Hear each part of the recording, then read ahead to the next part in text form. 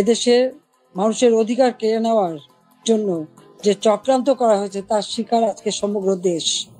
এদেশের বাংলাদেশের কৃষক, শ্রমিক, ছাত্র, জনতা, সরকারি ও অসরকারি কর্মকর্তা কর্মচারী থেকে শুরু করে কেউ রেহাই পাচ্ছে না, পুলিশ বাহিনী কেউ রেহাই পাচ্ছে না। এদের ধ্বংসের খেলা আর রক্তের খেলা আজকে বাংলাদেশকে ক্ষত বিক্ষত করে দিচ্ছে। যেখান থেকে জাতির পিতা স্বাধীনতার ঘোষণা দিয়েছিলেন, পাকিস্তানি হানাদার বাহিনী তাকে গ্রেপ্তার করে নিয়ে গেছিল এই ঘটনার পর। তখন এই বাড়িটা তারা লুটপাট করেছিল, কিন্তু আগুন দিয়ে পড়ায়নি, ভাঙেনি। মুক্তিযুদ্ধে বিজয়ের পর জাতিপিতা ফিরে আসতে সক্ষম হন বাংলাদেশে। 10ই জানুয়ারি 1972 সালে তিনি প্রত্যাবর্তন করেন।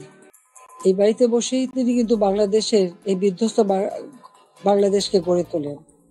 রাষ্ট্রপতি হিসেবে তিনি কিন্তু রাষ্ট্রপতি ভবনে থাকেননি, বা প্রধানমন্ত্রী হিসেবে প্রধানমন্ত্রী ভবনে থাকেননি। এই ছোট বাড়িটা, যে বাড়িটা আমার মা অনেক কষ্ট করে প্রতিটি ইট নিজের হাতে এই বাড়িটা গড়ে তুলেছিলেন। আমাদের মুক্তিযুদ্ধের ইতিহাস, আমাদের গৌরবের ইতিহাস, আমাদের বিজয়ের ইতিহাস, এই ইতিহাসকে মুছে ফেলতে পারবে না। আমি জানি এটা মুছে ফেলার চেষ্টা হচ্ছে, সংবিধানকে ধ্বংস করা, জাতীয় পতাকা ধ্বংস করা, অনেক চেষ্টাই করা হয়েছে।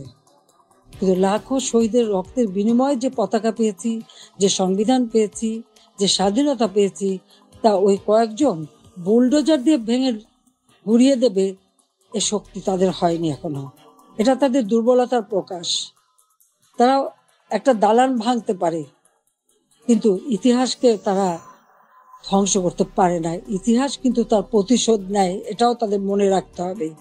একবার মুছে ফেলা হয়েছিল 75-এর পর, এরপরে আবার এখন শুরু। যারা এটা করছে তারা তাদের হীনমন্যতার পরিচয় দিচ্ছে। তাদের কাছে বোধহয় বাংলাদেশের স্বাধীনতাটা পছন্দ হয় না, ওই পাকিস্তানিদের অধীনে থাকা আর তাদের পদলেহন করাটাই তাদের বোধহয় পছন্দ। আজকে অন্তত আমরা বলতে পারি, জাতিপিতা স্বাধীনতার পর যুদ্ধ বিধ্বস্ত দেশ যখন গড়ে তোলেন, তখনও কিন্তু ছাত্রছাত্রীদের বিনামূল্যে বই দিতেন। ব্যাংকের ম্যানেজারের পদ 6,000 টাকা বেতনের চাকরি 90 সালে পেয়েছিলেন।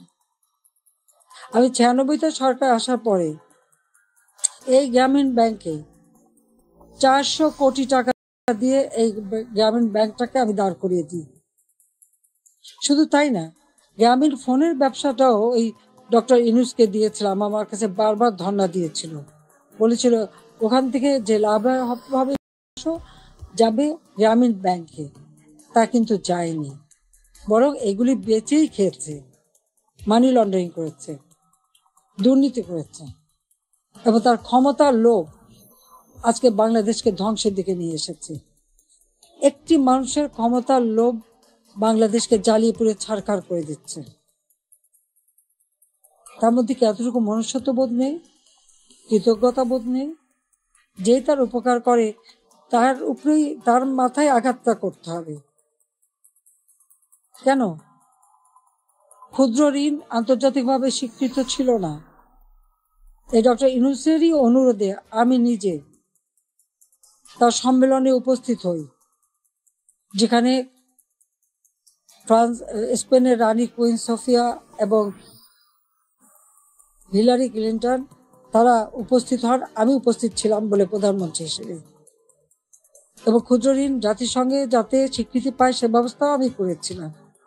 কিন্তু কত বড় বেঈমান মুনাফিক যে তার ক্ষমতা লোভ এমন পর্যায়ে চলে গেল যে সে আমাকে আর রেহানাকে হত্যা করার পর্যন্ত পরিকল্পনা করলো। আপনারা দেখেছেন গত সেপ্টেম্বর মাসে জাতিসংঘ যখন যায়, সেখানে বিল ক্লিন্টন ফাউন্ডেশনে দাঁড়িয়ে ইউনূস সাহেব কি বক্তৃতা দিলেন, যে এই আন্দোলন, কোটা আন্দোলন, এটা কোনো ছাত্র জনতার আন্দোলন ছিল না, এটা ছিল তার মেটিকুলাসলি ডিজাইনড আন্দোলন, যা তার মাস্টার মাইন্ডের মাধ্যমে করা। ওই মাহফুজ আলমকে তার পরিচয় করে দিয়েছিল মাস্টার মাইন্ড হিসেবে। তার অর্থটা কি? ছাত্রদেরকে বিভ্রান্ত করা হয়েছে। আমাদের ছাত্ররা কোমলমতি, তারা ঠিক কোনটা সঠিক সবসময় তো বুঝতে পারে না, তারা ঝুঁকে চলে এসেছে। আবার আর একজন সমন্বয়ক বলল কি, গণভবন আক্রমণের আগে বেশি ছাত্র পায়নি, তাই ফলস আইডি কার্ড করে ভুয়া ছাত্র বানিয়ে নিয়ে এসেছিল। তার মানে এদের উদ্দেশ্যটা কি ছিল? আমি আজকে জাতির কাছে এটা জানতে চাই এবং জাতির কাছে আমি বলবো, 15ই আগস্ট আমরা 2 বোন বেঁচে গিয়েছিলাম, এটাই কি আমাদের অপরাধ? বাবা মা ভাই সব হারিয়েছিলাম, সব হারিয়েও সেই শোক ব্যথা বুকে নিয়েও ফিরে এসেছি বাংলাদেশের মানুষের কাছে। কেন? আমি দেখেছি একটার পর একটা কূপ হচ্ছে, মুক্তিযোদ্ধাদের হত্যা করা হচ্ছে।